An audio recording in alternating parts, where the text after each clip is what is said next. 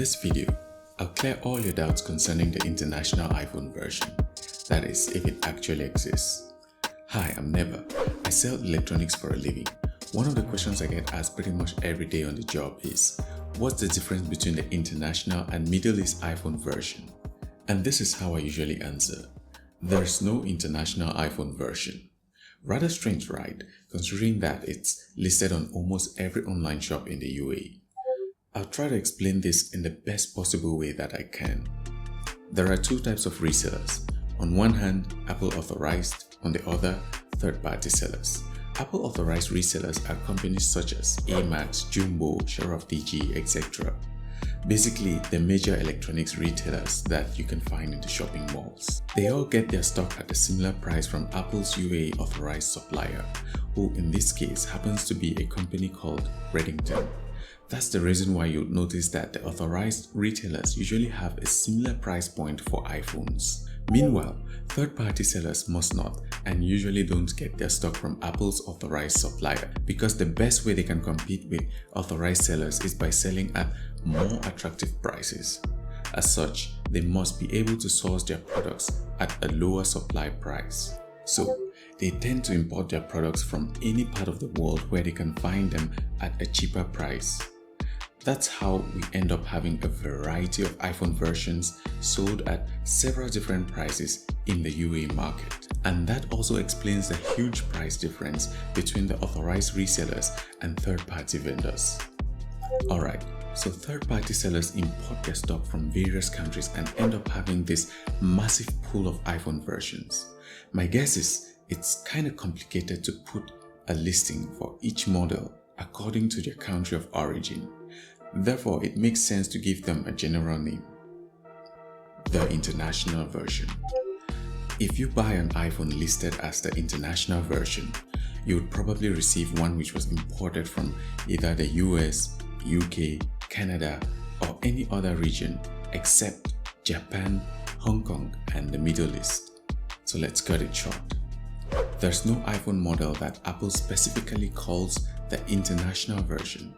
But don't worry, I'll talk more about the various iPhone models later in this video, so keep watching. Just to clear any doubts, some people believe that the so-called international iPhone version is called that way because it can be used in any country in the world. That's incorrect. You can use any iPhone in any country as long as it's not locked to a specific carrier. However, there are so many iPhone models out there, so it's advisable to buy the one that is most suitable for use in your specific country or region. You can check your recommended iPhone model by visiting the following page on Apple's website. I'll add the link in the description, right next to my affiliate links for the best prices for all iPhone 12 models. So be sure to check them out if you're interested. And also, before I transition to talk about iPhone models, I would like you to pause this video, hit the like button, and subscribe if you find this content informative and helpful. Alright, back to the video. If you take the iPhone 12 as an example, according to information available on Apple's official website, there are four main supply regions. The first region is the USA. Region 2 comprises of Canada, Guam, Puerto Rico, and USVM. Region 3 contains China mainland, Hong Kong, and Macau. All other countries not included in the first three regions form the fourth region. The major difference between the models in each region is their 5G and LTE bandwidth compatibility. The US model supports the highest number of 5G bandwidths. Meanwhile, the Canadian version supports the highest number of LTE bandwidths. The Canadian and Japanese iPhone 12s have the same model numbers, but there's a major difference. Because in the Japanese iPhone 12, you can never turn off its camera shutter sound. That's the reason why it's usually listed a little cheaper than the other versions. So, knowing that they have the same model number, how can you differentiate the Japanese from the Canadian iPhone 12? Very simple. They have different part numbers. An iPhone's part number identifies its color, storage capacity, and country of origin. When I say country of origin, I'm referring to the specific country where Apple originally intended that version to be sold.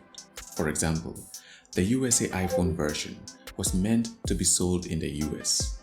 It doesn't mean that it was made in the US, because iPhones are designed in California and usually assembled in places like India or China. Talking about China, the Chinese iPhone 12 model is quite unique because it's the only one that can use two physical SIM cards at once. Unlike other models that have only one nano SIM card slot and an eSIM. You would usually find it listed as the Hong Kong version, HK version, or simply the dual SIM version. The UAE and KSA iPhones are often listed as the Middle East version. The thing about these two versions is that in the past, they didn't come with FaceTime. But in September 2017, the Saudi government decided to end their FaceTime ban. So Apple pushed the iOS 11.3 update, which unlocked FaceTime in the KSA iPhone version. So nowadays, KSA iPhones come with FaceTime. As for the UAE version, FaceTime is still somewhat restricted in them. But ever since iOS 13.6, you can enable FaceTime in a UAE iPhone by simply changing the region in the phone settings to, let's say, KSA or Egypt, for example. By doing this, you'll get the FaceTime icon. But FaceTime calls will still not work unless you use a VPN. So, what's the best iPhone to buy? Well, that depends on your priority. If your main concern is to have the best possible 5G connection, then the best choice is obviously the USA version. However, if you live in a country where LTE is still the mainstream, then the Canadian version has the widest range of LTE bandwidths and should be the most convenient. But don't get carried away by this whole bandwidth compatibility stuff. What I mean is, it may be quite difficult to find a USA or Canadian iPhone version here in the UAE. So if you can't find them, then any other model would work fairly well on 5G or 4G networks. By the way, all iPhone versions have the same build quality and performance, so you will not be found wanting if you buy any other version.